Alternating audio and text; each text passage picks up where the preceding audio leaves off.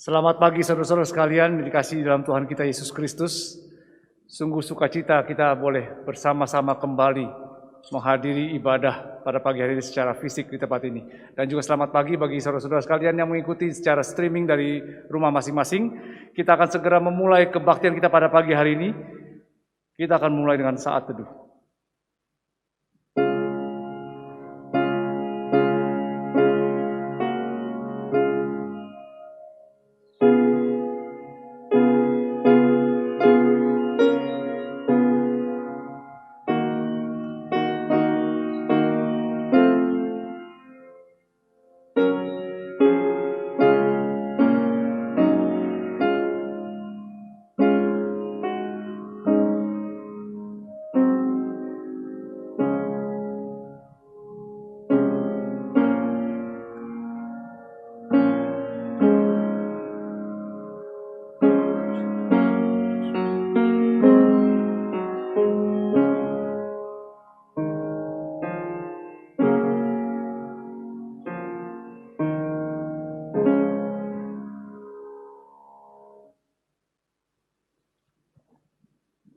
Saudara-saudara sekalian, mari kita bangkit berdiri. Kita bersama-sama memuji Tuhan dengan sikap yang hormat, sikap yang hikmat, memuji Allah kita, Allah yang mulia, mulia bagi Allah.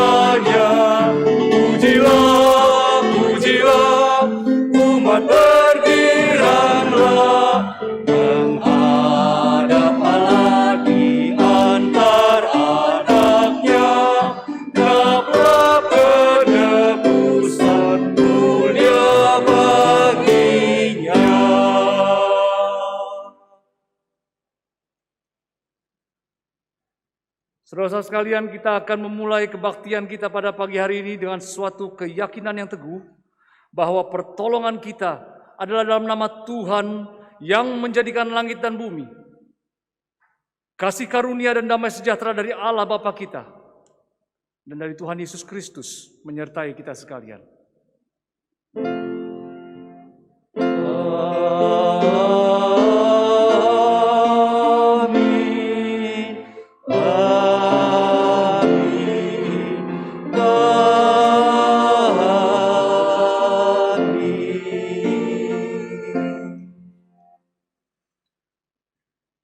Jemaat dipersilakan duduk. Firman Tuhan yang akan membuka kebaktian kita pada pagi hari ini diambil di Mazmur 112 ayat yang ke-1 sampai yang ke-3. Haleluya! Berbahagialah orang yang takut akan Tuhan, yang sangat suka kepada segala perintahnya. Anak cucunya akan perkasa di bumi. Angkatan orang benar akan diberkati. Harta dan kekayaan ada di dalam rumahnya. Kebajikannya tetap untuk selamanya. Mari saudara kita kembali memuji Tuhan dari PKJ 288, inilah rumah kami.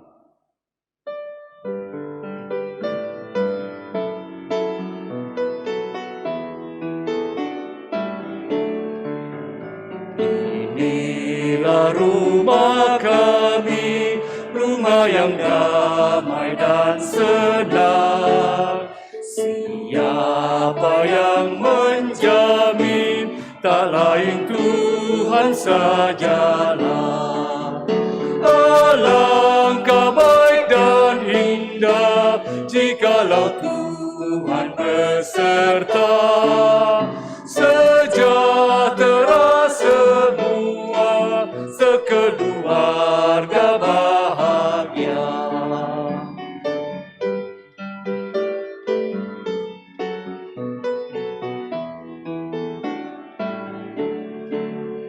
Di dalam kesusahan kami berdoa tak segan. Dalam kesenangan ucapan syukur bergema.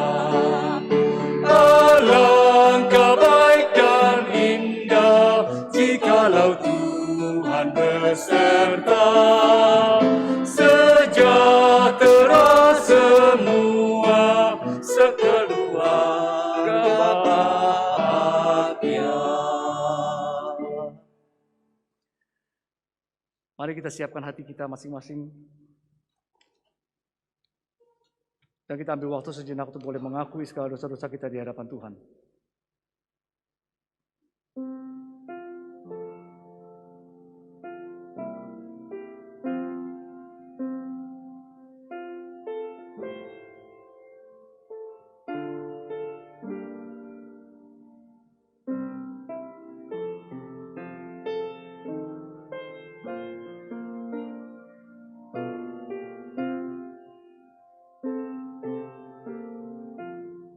Ya Tuhan, terima kasih Tuhan atas segala sesuatu cinta kasih Tuhan yang boleh kami terima.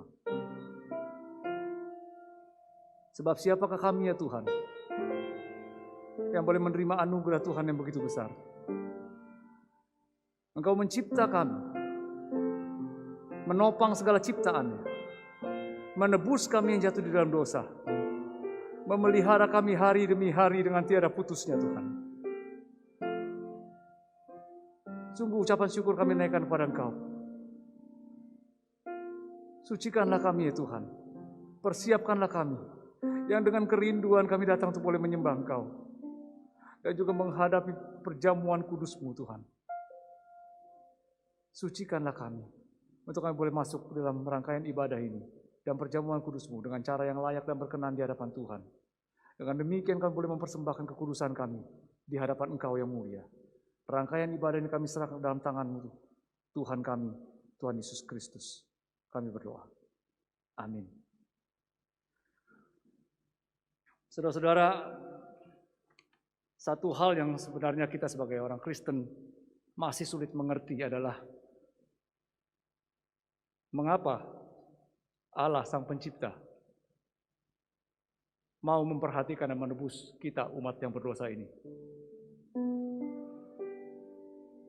Sampai saat ini pun saya tidak bisa mengerti kenapa sampah seperti kita yang selalu berusaha untuk melawan Tuhan, tapi Dia mau datang untuk menebus. Dan bukan hanya menebus saja, saudara, kita harus sadar bahwa Tuhan memelihara detik demi detik daripada kehidupan kita. Kenapa Dia lakukan itu? Ketidakmengertian ini cuma bisa satu jawaban, yaitu sangat besar anugerah Tuhan. Terlalu besar anugerahnya. Mari saudara kita menyanyikan lagu ini. Sangat besar anugerahnya.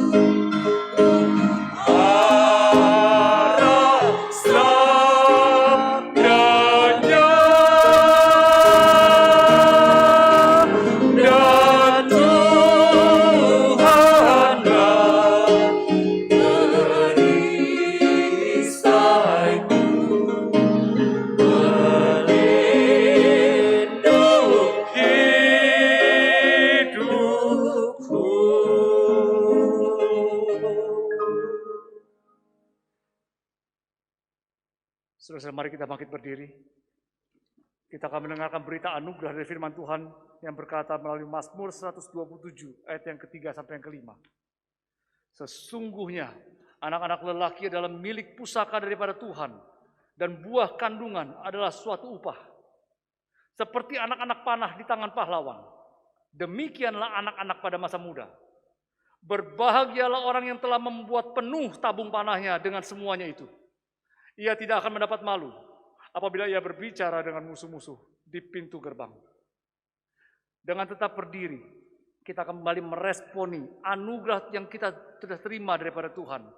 Anugerah yang sudah kita terima daripada Tuhan seharusnya menggerakkan kita untuk makin mengenal Dia, makin mempercayai Dia, dan makin berjalan di dalam ketaatan total sebagai orang-orang Kristen yang sudah mengaku mengenal Kristus. Percaya dan patuh boleh menjadi lagu yang menjadi komitmen bagi kita.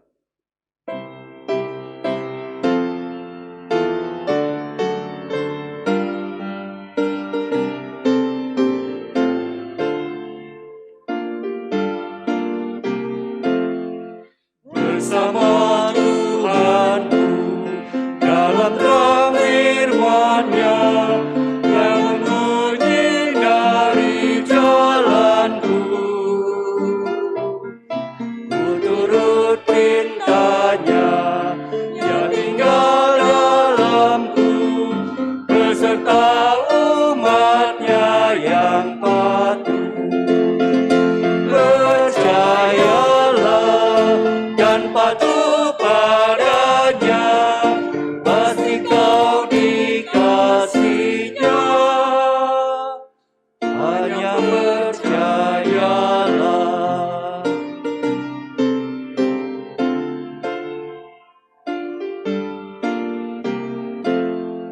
Tiada beban berat, tiada kesusahan, penderitaanku Ia peduli.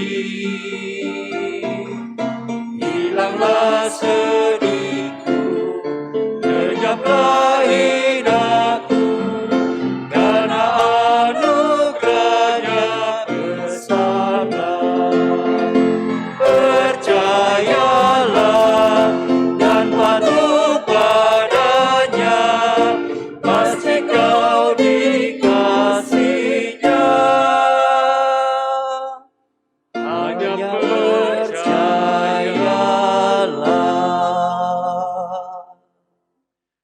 Silakan duduk saudara-saudara sekalian. Firman Tuhan pada pagi ini akan dibawakan oleh Pendeta Rivo. Waktu dan tempat kami persilakan.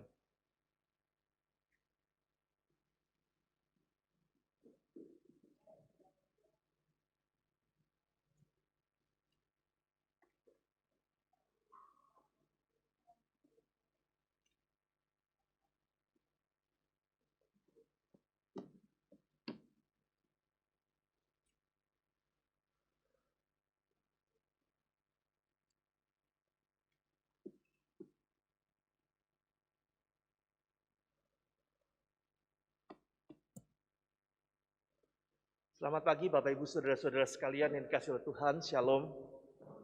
Kita bersyukur kepada Tuhan untuk minggu hari ini kita boleh datang kepada Tuhan untuk kita beribadah kepada Tuhan.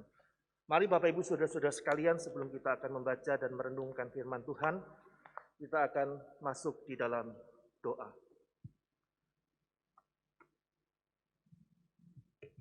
Sungguh besar Engkau Allah kami, Allah yang hidup,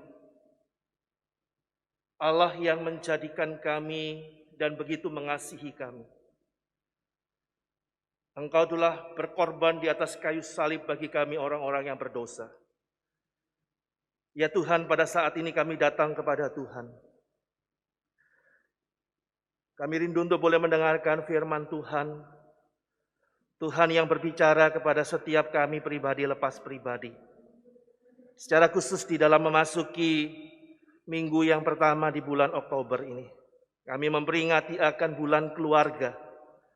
Tuhan, kiranya Engkau boleh menolong akan hamba-Mu di dalam Dia menyampaikan akan kebenaran firman Tuhan, agar kebenaran firman Tuhan ini sungguh boleh hadir di dalam kehidupan keluarga berkeluarga. Dan firman Tuhan ini semakin memampukan kami melihat rencana-Mu bagi keluarga kami. Terima kasih Bapa dalam surga, kami serahkan waktu ini ke dalam tangan pimpinan Tuhan. Hanya di dalam nama Tuhan kami Yesus Kristus, kami sudah berdoa. Amin. Bapak Ibu Saudara-saudara sekalian yang dikasihi oleh Tuhan, pembacaan firman Tuhan pada hari ini diambil di dalam Filipi pasal yang kedua. Tema kita pada hari ini di dalam bulan keluarga adalah keluarga sebagai harta yang dipercayakan. Tolong ditampilkan untuk PowerPoint-nya, terima kasih. Keluarga sebagai harta yang dipercayakan. Demikianlah akan bunyi firman Tuhan, Filipi pasal yang kedua, ayat yang 1 sampai ayat yang ke-8. Jadi karena dalam Kristus ada nasihat, ada penghiburan kasih, ada persekutuan roh, ada kasih mesra dan belas kasihan. Karena itu sempurnakanlah sukacitaku dengan ini. Hendaklah kamu sehati sepikir dalam satu kasih, satu jiwa, satu tujuan. Dengan tidak mencari kepentingan sendiri atau puji-pujian yang sia-sia. Sebaliknya, hendaklah dengan rendah hati yang seorang menganggap yang lain lebih utama daripada dirinya sendiri. Dan janganlah tiap-tiap orang hanya memperhatikan kepentingannya sendiri, tetapi kepentingan orang lain juga. Ayat yang kelima. Hendaklah kamu dalam hidupmu bersama menaruh pikiran dan perasaan yang terdapat juga dalam Kristus Yesus. Yang walaupun dalam rupa Allah, tidak menganggap kesetaraan dengan Allah itu sebagai milik yang harus dipertahankan. Melainkan telah mengosongkan dirinya sendiri dan mengambil rupa seorang hamba dan menjadi sama dengan manusia.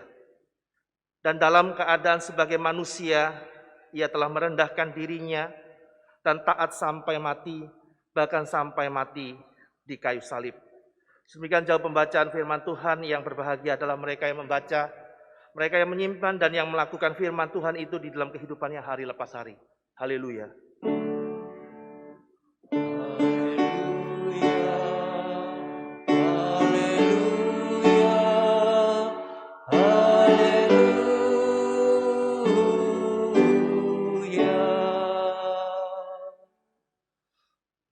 Bapak Ibu Saudara-saudara, keluarga sebagai harta yang dipercayakan tentunya adalah keluarga sebagai harta yang dipercayakan Allah di dalam kehidupan kita, Bapak Ibu Saudara-saudara sekalian.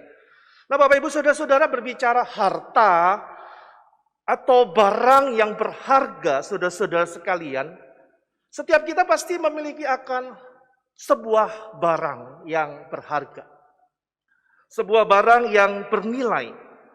Dan ketika barang itu berharga atau barang itu bernilai atau memiliki satu nilai yang begitu penting di dalam hidup kita, pastilah kita memperlakukan akan barang itu dengan sungguh perhatian, dengan sungguh hati-hati. Kita menjaga dengan penuh kewaspadaan barang-barang yang berharga itu, saudara-saudara. Saudara, kalau saudara punya handphone yang baru, pasti saudara akan menjaga, merawat, melapnya dan sebagainya macamnya. Mengisi baterainya dan sebagainya macamnya dengan sangat hati-hati. Saudara kalau punya tas yang mewah, pasti saudara juga akan menjaga tas itu dengan sungguh hati-hati, Bapak Ibu Saudara-saudara. Perhatikan kalau di mall, saudara ibu-ibu yang punya tas yang harganya di atas 20-30 juta, beda dengan yang harganya cuma cektiau sama gopek ceng, saudara-saudara. Ya, kalau ibu-ibu yang di mall, kalau atau di tempat-tempat yang mewah, saudara-saudara bawa tas yang harganya 30 juta, Louis Vuitton, kemudian Hermes, dan juga barang-barang yang mahal-mahal, saudara-saudara, itu perhatikan, pasti dekat sekali sama badannya, saudara-saudara. Ya, dekat, ditempelin, begitu ya, kemana-mana, dia bawa pelan, ya, sambil agak dipamer-pamerin mereknya. Tapi coba yang cuma gopek ceng, sapek ceng, saudara-saudara. Saudara kalau dia bawa barang yang seperti demikian, santai saudara-saudara, bawanya agak dilenggang-dilenggang gini, jatuh juga nggak apa-apa saudara-saudara. Ya, kesenggol sama yang lain juga nggak apa-apa. Tapi beda kalau barang itu berharga. Kalau barang itu sesuatu yang sangat bernilai, saudara-saudara. Saudara sudah harganya mahal diberikan oleh orang yang dia cintai lagi. Bapak Ibu Saudara-saudara, tema kita pada hari ini adalah keluarga itu sebagai harta yang berharga. Harta yang bernilai, Bapak Ibu Saudara-saudara. Pertanyaannya bagaimana kita memperlakukan keluarga kita pada hari ini? Kalau uang yang kita anggap sebagai sesuatu yang berharga kita simpan, kita perhatikan. Kalau kita punya tabungan cuma cetiau, notiau, saudara-saudara kita jarang lihat. Tapi kalau tabungan kita, deposito kita 1M, 2M, saudara-saudara, bukankah tiap waktu kita cek? Kita perhatikan baik-baik. Kalau kita mempunyai sesuatu yang bernilai, kita akan menjaga dan memperlakukan itu dengan sangat baik, saudara-saudara. Nah pertanyaannya bagaimana kita memperhatikan keluarga kita hari ini?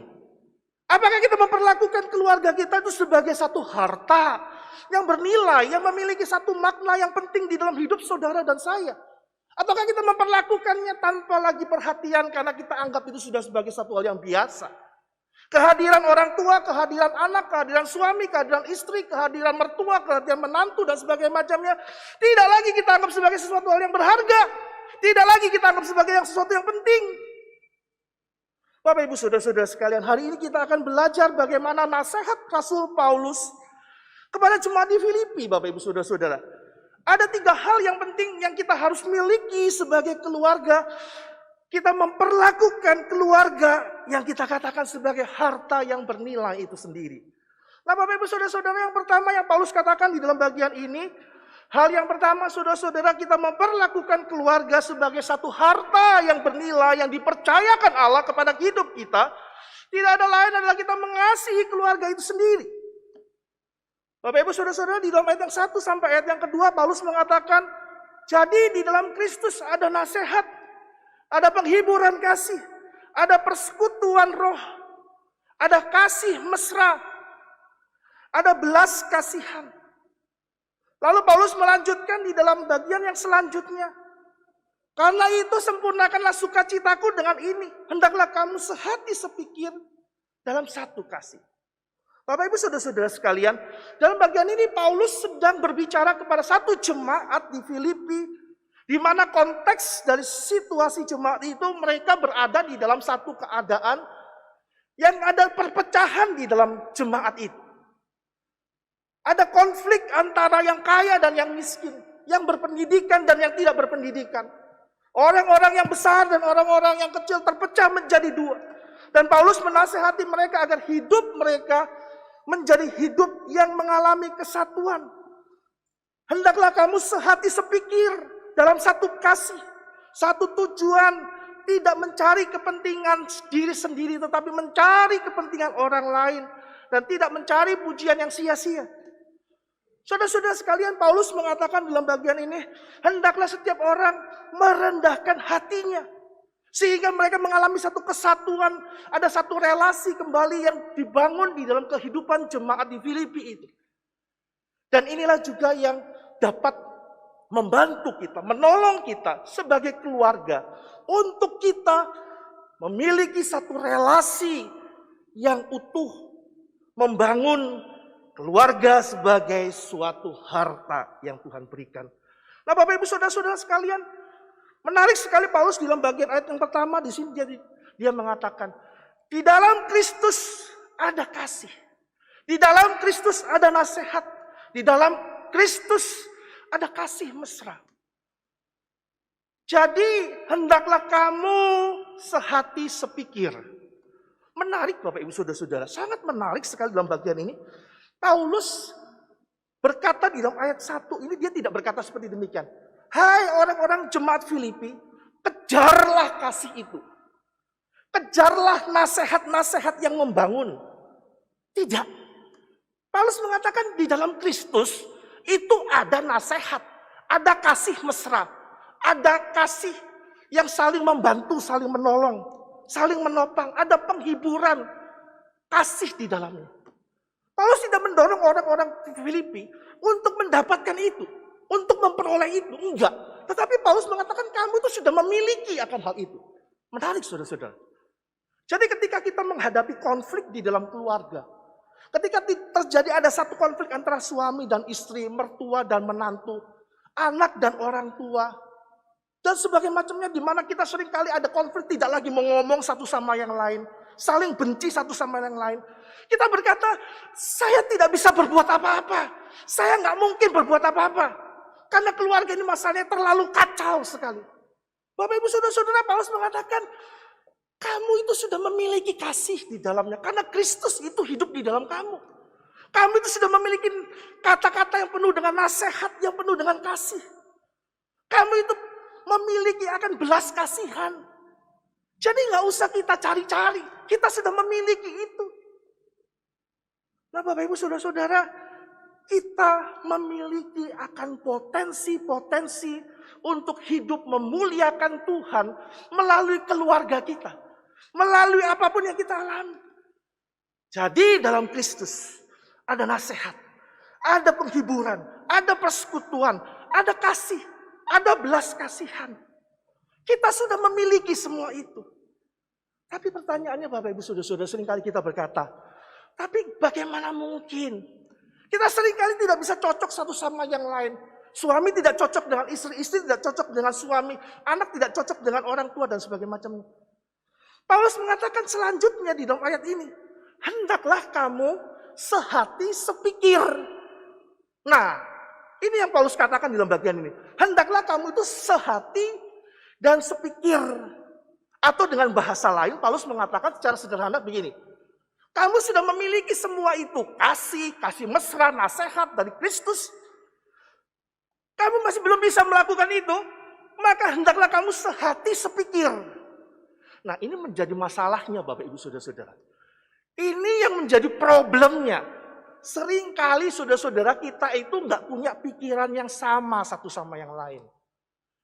Saudara-saudara, saya waktu sebelum menikah, saya berpikir mencari pasangan itu yang sifatnya itu bertolak belakang dengan saya. Saya itu orangnya serius. Nggak mau guyon, nggak mau bercanda. Jarang sekali. Kok melakukan apa-apa itu, maunya itu yang serius, yang sungguh-sungguh. Melakukan apa-apa itu saya serius, sungguh-sungguh. Saya pikir saya cari istri, itu yang suka bercanda. Wah enak gitu ya saudara-saudara ya. Yang rada-rada cuek. Saya itu nggak cuek orangnya, saya itu perhatian. Saya itu sangat konsisten dengan apa yang saya lihat dan saya memperhatikan hal itu. Saya cari istri yang saya pikir, wah nyaman nih. Nyambung nih, satunya agak serius, satunya nggak serius. Wah, saudara bukankah seringkali kalau kita dulu mencari pasangan seperti itu ya saudara-saudara ya. Wah cocok nih. Atau kita seringkali juga mencari pasangan yang punya hobi yang sama. Punya cara pikir yang sama. Wah enak nih. Wah cocok nih keluarga kita seperti demikian ya. Saudara-saudara saya pikir dulu saya ingin seorang istri yang pikirannya beda dengan saya, cara hidupnya sama seperti saya. Saya paling tidak jadi orang yang terlalu serius banget. Agak-agak cooling down gitu ya saudara-saudara. Menghadapi masalah nggak semuanya dianggapi dengan serius. Tapi Bapak Ibu Saudara-saudara, waduh justru itu waktu menikah banyak masalah gara-gara itu. Karena berbedaan. Saudara-saudara saya kalau lihat rumah, begitu rumah berantakan, wah saya nggak tahan Bapak Ibu Saudara-saudara. Wah saya nggak tahan, saya itu langsung ini pikirannya itu langsung naik. Darahnya langsung naik, waduh ini rumah kenapa berantakan. Istri saya itu bisa, waduh enteng, tenang Pak, sabar dari mana? Ini semua sudah berantakan. Apalagi punya anak, itu barang-barang yang di WC bisa di kamar tamu. Barang yang di kamar tamu, remote TV, itu bisa masuk nyemplung ke WC. Waduh, saudara-saudara, mana bisa? Saudara-saudara sekalian, sehati, sepikir, kompak di dalam pikiran suami istri, itu nggak gampang. Kita senantiasa tidak bisa bersatu pikiran. Yang satu pikiran sangat sistematis, sangat teratur. Saya kalau mau pergi kemana-mana, saya itu sudah pikirin, oh harus bawa ini, ya. Persiapkan dulu. Saya pikir yang dari baju apa, celana apa yang mau dibawa, saya sudah pikirin. Sehari sebelumnya saya sudah siapin. Kalau istri saya enggak, saudara-saudara, santai, saudara-saudara. Ya, udah nggak usah dipikirin, tenang aja, ya. Besok 1 jam sebelum berangkat baru dia mikir. Wah, jadi begitu kemudian sudah sampai tempat tujuan banyak yang ketinggalan saudara-saudara. Bapak Ibu saudara-saudara sekalian tidak mudah sehati sepikir. Yang satu suami kalau pencet odol dari bawah. Yang istrinya ngapain dari bawah? Dari tengah lebih enak saudara-saudara. Saya kalau sama istri beda. Saya kalau potong kacang panjang, saya itu pakai pisau. Tek, tek, tek. Ya. Istri saya enggak, saudara-saudara. Kalau potong kacang panjang itu, dia diajarin dari kungkungnya lagi, dari amalnya dan sebagainya macamnya. Kalau petik kacang itu digini, pletek, pletek, pletek. Beda, saudara-saudara. Ada banyak hal kita tidak bisa sehati sepikir. Nah, oleh sebab itu Paulus mengatakan, hendaklah kamu sehati sepikir. Tidak mudah sehati sepikir. Tetapi Paulus mengatakan, hendaklah di dalam satu kasih. Jadi yang mendasari kita, saudara-saudara, adalah kasih.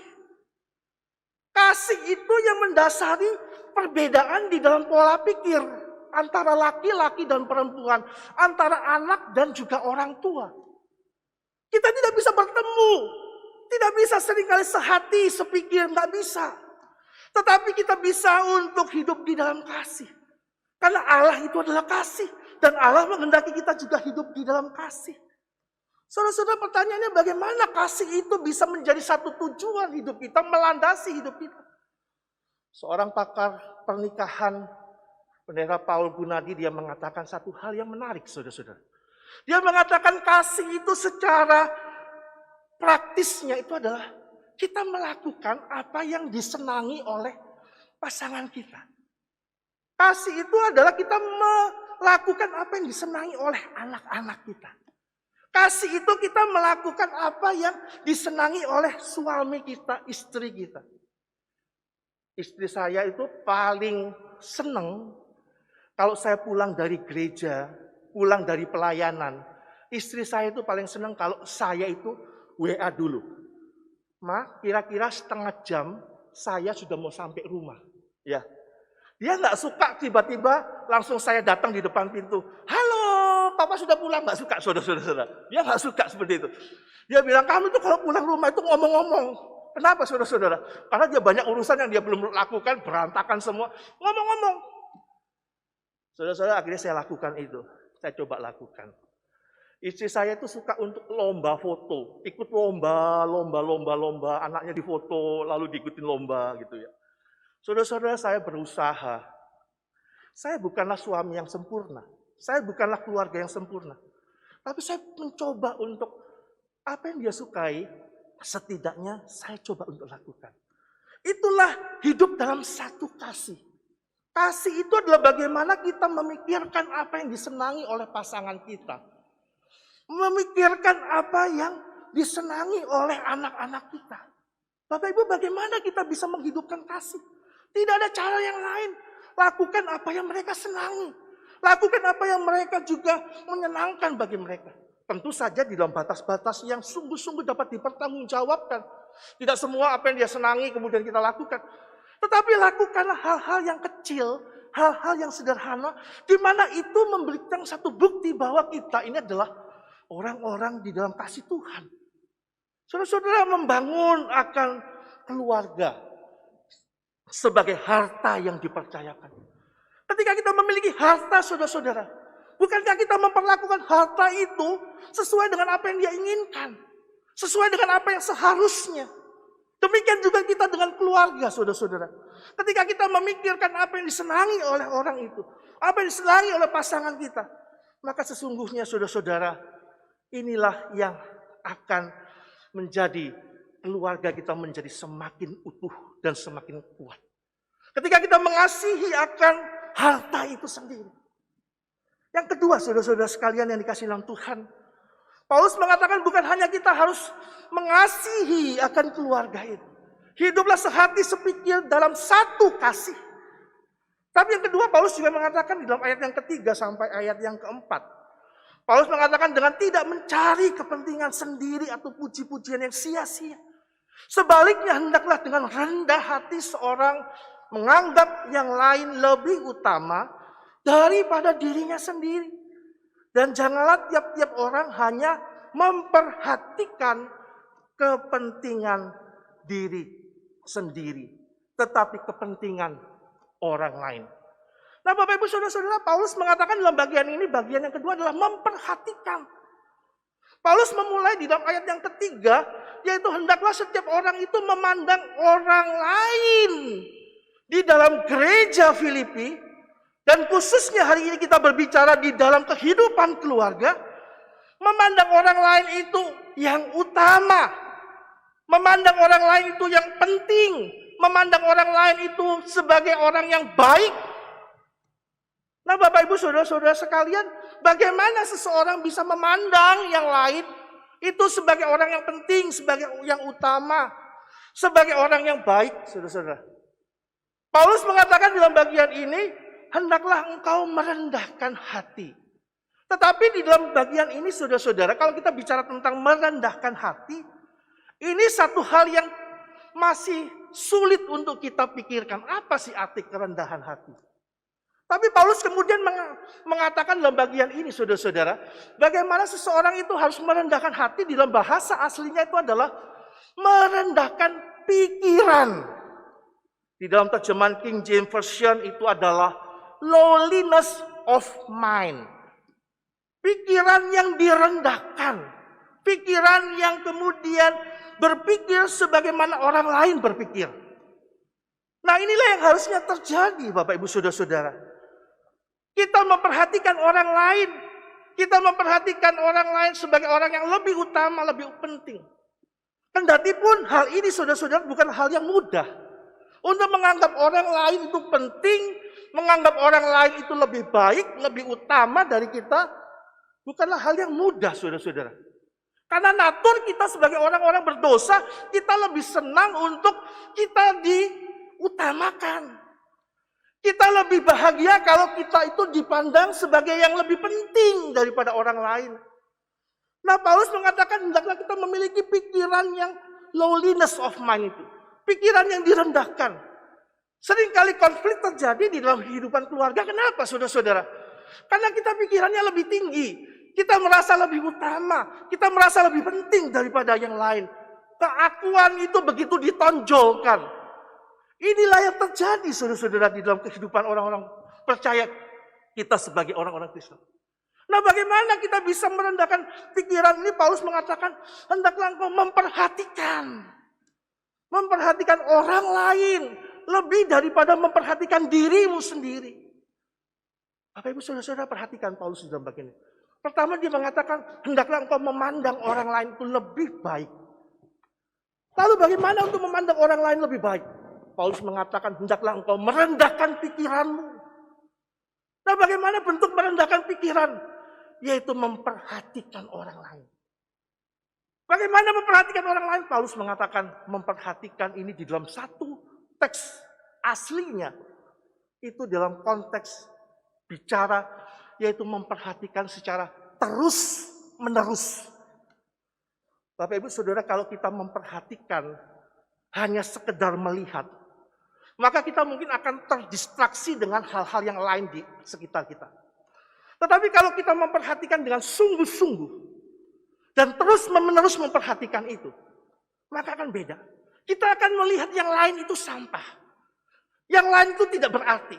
Karena yang kita fokuskan, kita perhatikan hanya satu. Tidak ada yang lain. Fokusnya hanya satu. Nah, Bapak Ibu Saudara-saudara, inilah yang harus terjadi.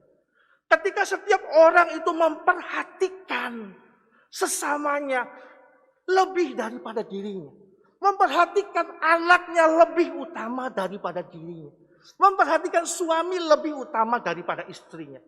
Dan bukan hanya memperhatikan, tetapi memperhatikan dengan sungguh-sungguh. Dan terus-menerus. Maka kehidupan di dalam rumah tangga, kehidupan di dalam keluarga, kita akan memperlakukan keluarga itu sebagai harta yang dipercayakan kepada kita. Karena kita perhatikan mereka. Karena kita urus mereka dengan sungguh-sungguh. Saudara-saudara, beberapa waktu yang lalu saya kaget sekali dengan anak saya yang kedua. Anak saya yang kedua, Priscilla, ini dia berkata satu kali ketika malam hari ketika kita mau tidur, biasa kita malam hari tidur itu kita doa bersama, baca Alkitab. Dari kecil saya biasakan hal itu. Nah, Bapak Ibu Saudara-saudara sekalian, pada waktu kita sedang duduk mau berdoa. Anak saya ini tiba-tiba bisa ngomong gini, saya kaget saudara-saudara. Dia ngomong gini, Papa, aku ini seneng sih, Papa ini sekarang belajar lagi S2, ambil program master lagi, belajar lagi. Aku senang Papa bisa belajar. Dalam arti mungkin selama ini dia pikir anak saya itu pikir saya bapaknya bodoh begitu ya. Jadi biar belajar biar lebih pintar gitu saudara-saudara. Oke, nggak apa-apa. Saudara-saudara lalu kemudian dia berkata begini, Pak aku senang Papa sekolah lagi. Papa studi lagi. Tapi aku juga sedih Pak. Papa sudah nggak ada waktu buat aku. Papa sudah nggak ada waktu untuk sama-sama aku. Tak! Saya langsung kaget saudara-saudara. Saudara memang dengan bertambahnya waktu untuk kuliah lagi. Saudara bahkan sampai malam hari harus mengerjakan tugas dan sebagainya macamnya. Kadang-kadang sampai sibuk sekali sampai akhirnya nggak ada waktu lagi untuk anak. Saudara saya survei membuktikan waktu untuk orang tua bersama-sama dengan anak-anak bermain, bercengkrama, ngobrol selama 24 jam. Survei membuktikan kita hanya menggunakan 7 menit waktu yang efektif, yang berkualitas bersama-sama dengan anak-anak. Saudara-saudara itu dalam keadaan normal. Kalau dalam keadaan yang tidak normal mungkin bisa berkurang lagi. Saudara ketika anak saya ngomong seperti itu saudara-saudara, saya langsung aduh, ada yang nggak beres. Saudara-saudara kemudian waktu libur kemarin, sekolah anak-anak libur 3 hari. Saudara saya langsung bilang sama istri, aduh bagaimanapun juga, apapun juga, saya lagi sibuk buat khotbah, saya lagi sibuk tugas itu nggak selesai-selesai kuliah. Ayo kita jalan-jalan semuanya pergi, saudara-saudara. Saudara-saudara saat dia pergi sama-sama meskipun itu masih ada tugas, paper itu masih numpuk saudara-saudara. Khotbah itu masih ada berapa banyak khotbah. Di dalam perjalanan itu saya nggak tenang sambil mikirin paper, sambil mikirin khotbah. Tapi saya mencoba untuk apa, saudara-saudara? Memperhatikan. Memperhatikan dengan sungguh-sungguh. Memperhatikan dengan terus-menerus suara hati anak saya. Nggak gampang, saudara-saudara. Saudara-saudara, satu kali istri saya bilang pernah berkata seperti demikian ya. Sambil cuci piring, saya sambil masak, saudara-saudara. Istri saya cuci piring, lalu dia ngomong begini sama saya. Pak, kapan-kapan kalau ada kesempatan kita jalan-jalan yuk Pak. Kita jalan-jalan ke Jepang. Wah saudara-saudara, dia bilang kayak gitu ya. Nanti kalau ada waktu, pandemi sudah berakhir, kita semua jalan-jalan yuk Pak. Ke Jepang. Ya kalau nggak Jepang nggak bisa, Hongkong aja Hongkong gitu ya. Kalau misalnya bisa kita jalan-jalan. Saya langsung ngomong apa saudara-saudara sama istri saya. Saya ngomong apa?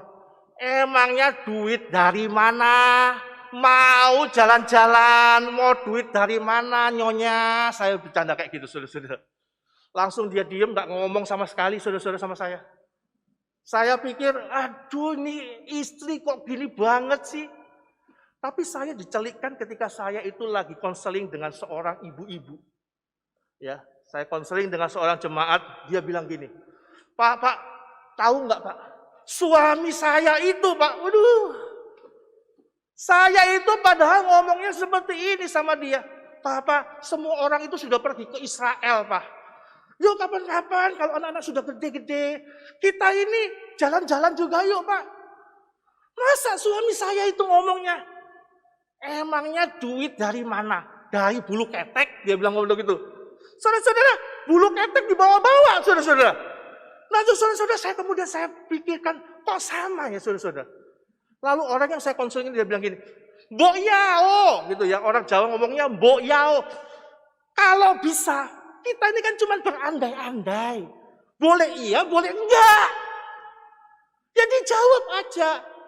Ya kalau bisa ya Maya, kalau masih ada waktu nanti. Kalau masih umur panjang. Kalau Papa masih bisa kerja. Kalau semuanya pandemi ini sudah berakhir, sudah. Saudara-saudara seringkali, saudara-saudara, kita ini tidak pay attention dengan keadaan.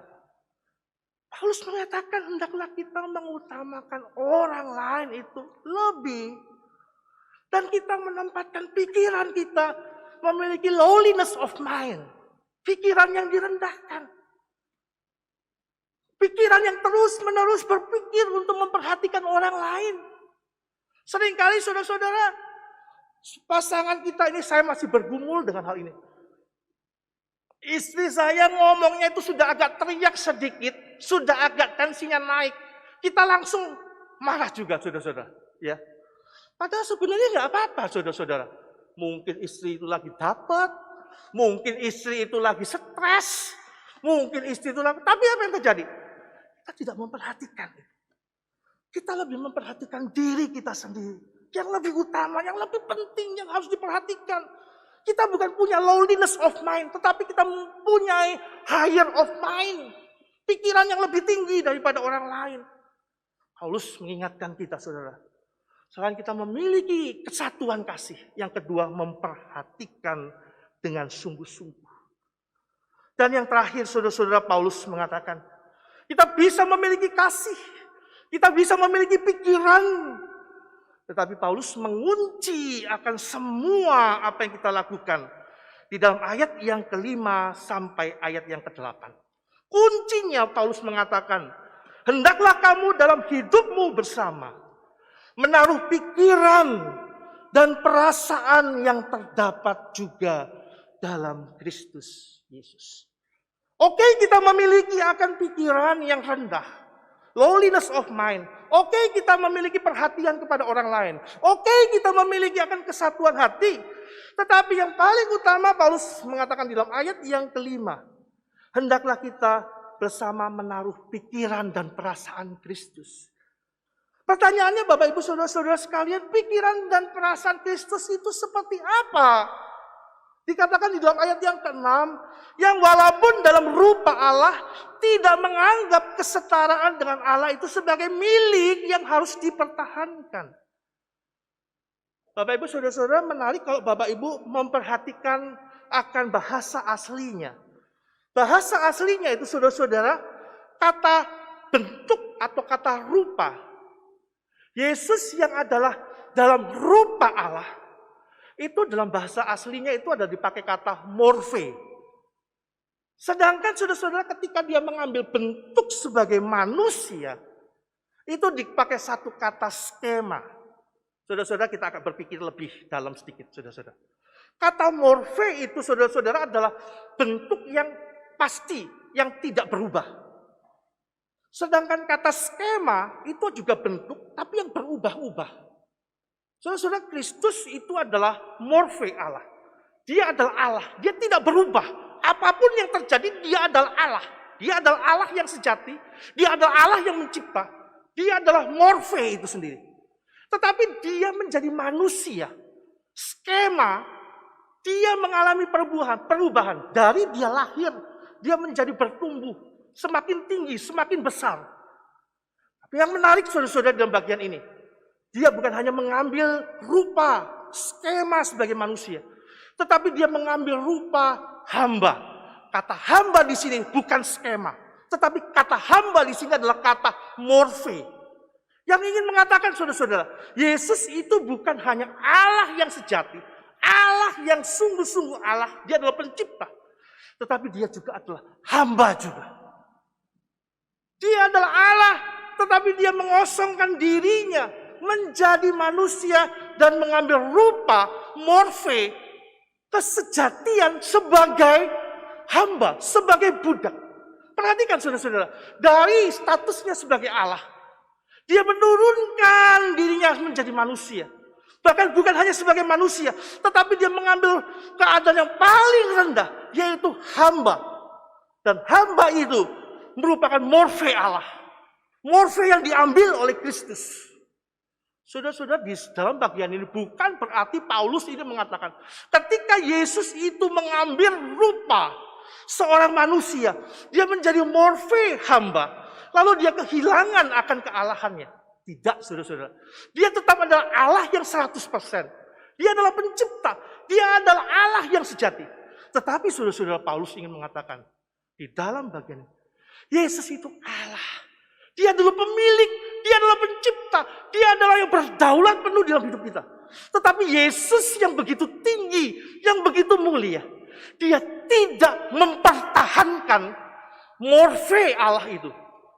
Dia tidak mempertahankan kemuliaan itu. Tetapi dia menjadi sama seperti manusia. Saudara-saudara, kata-kata Paulus ini menyadarkan orang-orang Filipi. Orang-orang yang kaya raya. Orang-orang yang merasa dirinya penting. Orang-orang yang merasa dirinya tidak usah melayani. Melayani mungkin di bagian yang tinggi-tinggi. Tetapi Paulus mengatakan Kristus. Dia morfe Allah. Tetapi dia mengambil rupa, skema manusia. Dan dia menjadi bukan hanya manusia. Tetapi dia menjadi morfe, hamba, budak, tulos. Bahkan dia mati di atas kayu salib. Mana mungkin kita sombong. Mana mungkin kita menganggap diri kita lebih penting. Berapa banyak orang tua yang merasa dirinya lebih besar dari anak-anaknya. Harus dihargai. Kalau papa ngomong A, kamu nurut. Kalau papa ngomong B, kamu gak boleh bantah. Karena papa suara Tuhan. Gak ada diskusi lagi. Ada berapa banyak orang tua, ada berapa banyak suami-suami saya yang seringkali merasa diri lebih penting daripada istri. Sombong, merasa diri aku kepala keluarga, harus dihormati, harus dihargai, harus diberikan penghormatan, harus ditinggikan. Harusnya tunggu dulu. Kristus, dia adalah Allah. Tetapi dia tidak mempertahankan kemuliaannya itu. Dia tidak mempertahankan segala apa yang dia miliki. Tapi dia melepaskan, dia mengosongkan dirinya dan menjadi sama dengan manusia.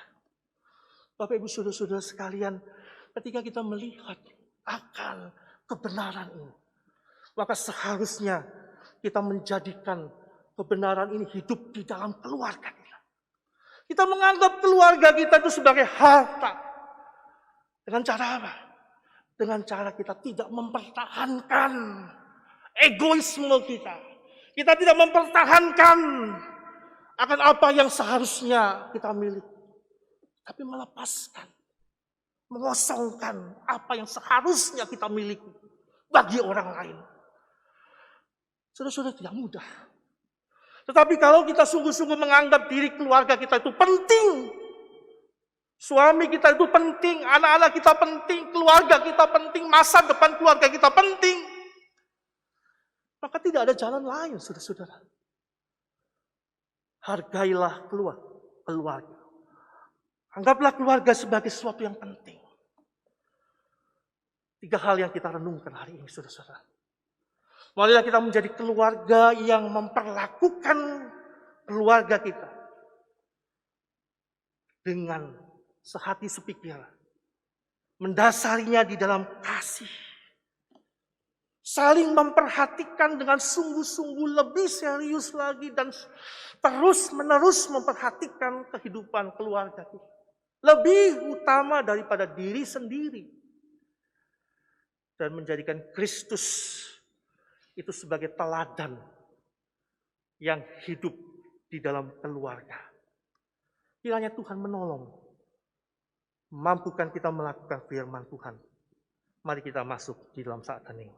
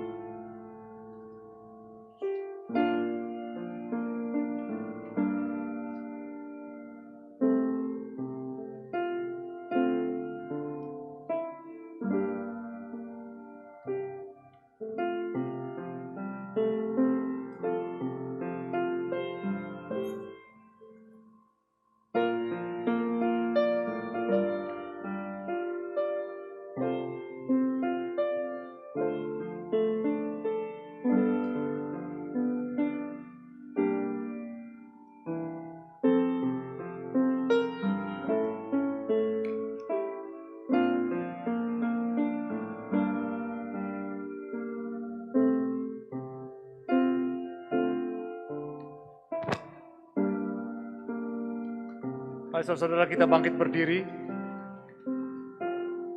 Kita bersama dengan umat Allah di masa lalu, masa kini, dan masa depan mengingat pengakuan pada baptisan kita menurut pengakuan iman rasuli yang berbunyi demikian. Aku percaya kepada Allah, Bapa yang Maha Kuasa, Khalik langit dan bumi, dan kepada Yesus Kristus anaknya yang tunggal Tuhan kita, yang dikandung dari Roh Kudus, lahir dari darah Maria, yang menderita sengsara di bawah pemerintahan Pontius Pilatus, disalibkan, mati dan dikuburkan, turun ke dalam kerajaan maut.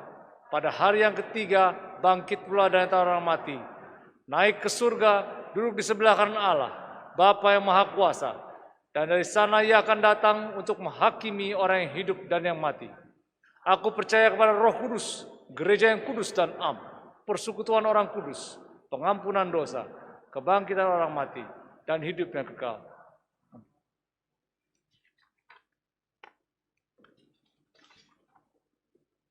Silakan duduk, saudara sekalian.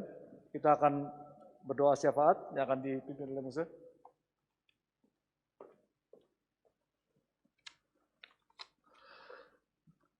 Jemaat sekalian, mari kita akan masuk di dalam doa. Kami bersyukur kepadamu ya Tuhan. Kami berada di tengah-tengah dunia ini. Kami bukan sebagai makhluk yang sendirian saja, tetapi kami memiliki keluarga. Sebagai keluarga ada banyak hal yang kami lakukan. Ada suka, namun ada duka. Ada keberhasilan, namun juga ada kegagalan. Ada kesanggupan, namun juga seringkali ada ketidaksanggupan dan kegagalan. Tuhan tolong kami, Tuhan bantu kami. Akan melalui firman Tuhan dan Kristus yang meneladani dirinya kepada kami.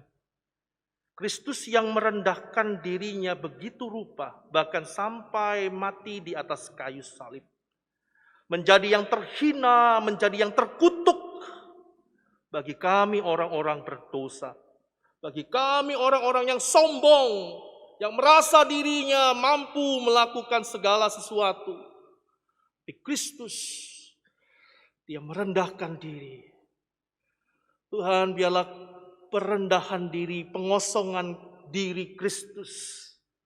Kristus yang tidak mempertahankan segala kemuliaannya.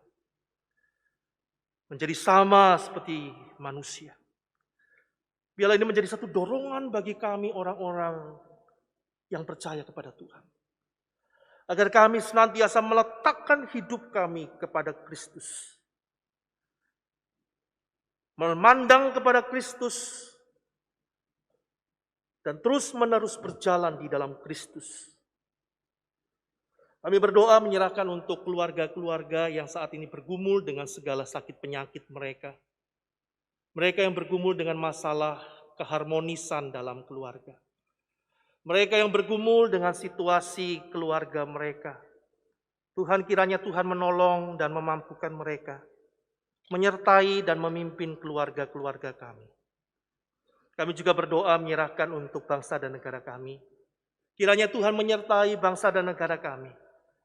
Secara khusus di dalam usaha-usaha pemerintah untuk terus membangkitkan ekonomi, menyelesaikan masalah-masalah COVID, menuntaskan untuk vaksinasi. Tuhan, kiranya Engkau beserta dengan bangsa kami. Kami berdoa menyerahkan ke dalam tangan-Mu ya Tuhan. Kiranya Engkau memberkati bangsa dan negara kami. Kami juga berdoa bagi gereja kami GKI Bungur. Tuhan, kiranya Engkau memakai gereja Tuhan untuk menjadi alat di tangan Tuhan. Menjadi berkat di tengah-tengah kehidupan kami. Ya Tuhan, inilah doa kami. Kami naikkan doa kami hanya di dalam satu nama. Yaitu Tuhan kami Yesus Kristus. Tuhan dan Juru Selamat kami yang hidup. Amin.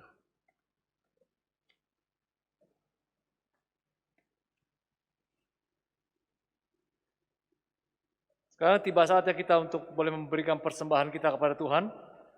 Kita boleh mempersembahkan persembahan kita dengan cara transfer ke rekening gereja, ataupun dengan cara QR scan yang akan tertera di layar nanti masing-masing. Ayat persembahan pada pagi hari ini diambil Matius 6 ayat 33 sampai 34. Tetapi carilah dahulu kerajaan Allah dan kebenarannya, maka semuanya itu akan ditambahkan kepadamu. Sebab itu janganlah kamu khawatir akan hari esok, karena hari besok mempunyai kesusahannya sendiri. Kesusahan sehari cukuplah untuk sehari.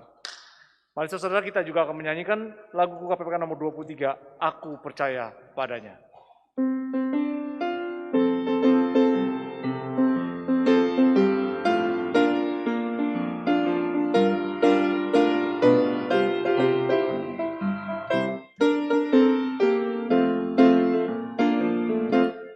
Percaya padanya, tempuh hidupku.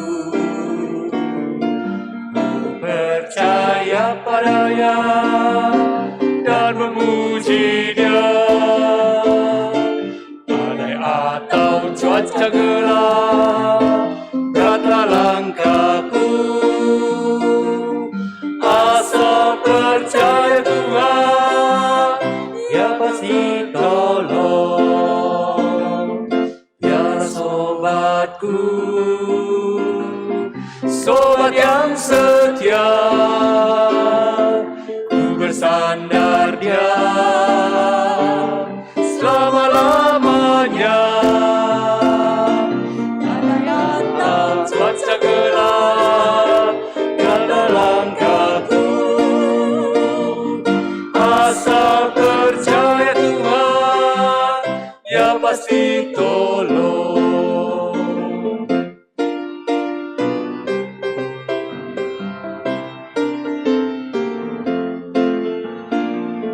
Ku percaya padanya di jalan sempit. Ku percaya padanya, selalu ikut Dia. Meski ku letih dan lesu, susah hatiku, asal percaya Tuhan, Dia besertaku. Dia pemanduku, kawan yang setia. Dia di sisiku, Dia besertaku. Meski ku letih dan lesu, susah hatiku, asal percaya Tuhan, Dia besertaku.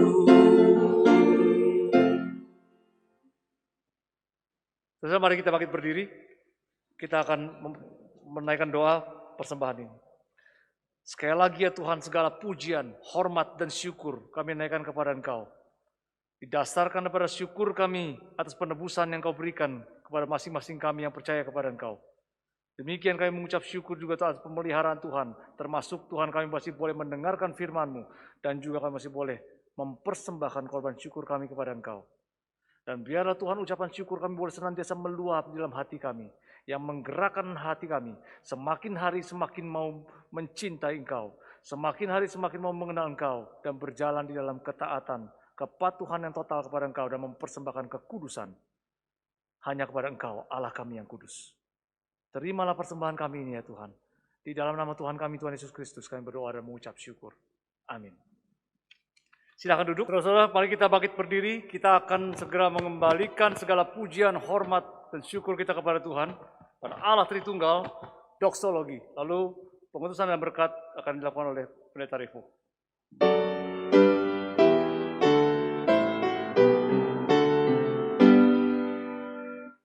Puji Allah Bapa Putra, puji Allah Roh Kudus, ketiganya yang esa. Pohon selamat, sumber berkat.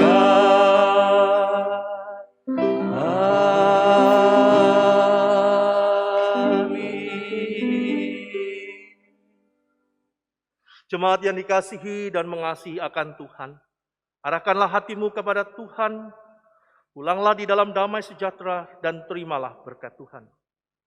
Kiranya kasih karunia daripada Tuhan kita Yesus Kristus, cinta kasih Allah Bapa yang kekal dan sempurna, kekuatan pertolongan penghiburan dari Allah Roh Kudus, menyertai Bapak Ibu Saudara sekalian, mulai dari hari ini sampai Tuhan Yesus datang, bahkan sampai selama-lamanya.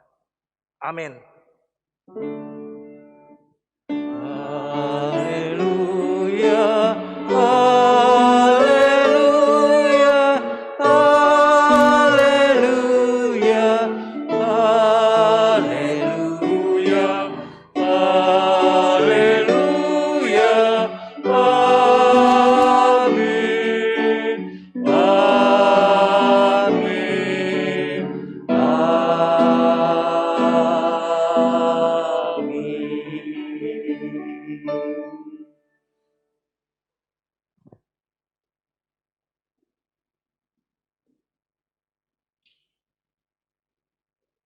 Jemaat dipersilakan duduk, kebaktian selesai, doa teduh.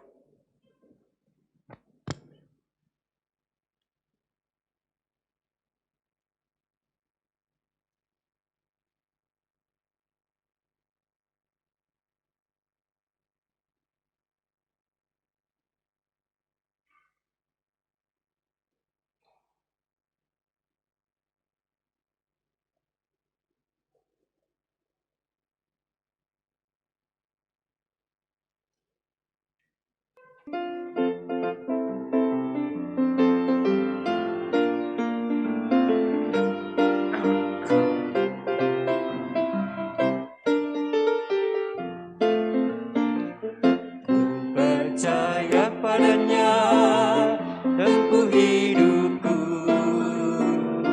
Ku percaya padanya dan memuji Dia.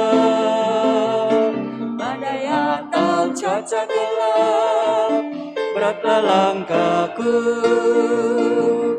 Asal percaya Tuhan, Dia pasti tolong. Dialah sobatku, sobat yang setia. Ku bersandar Dia selama-lamanya. Badai atau cuaca gelap, beratlah langkahku. Asal percaya Tuhan, Dia pasti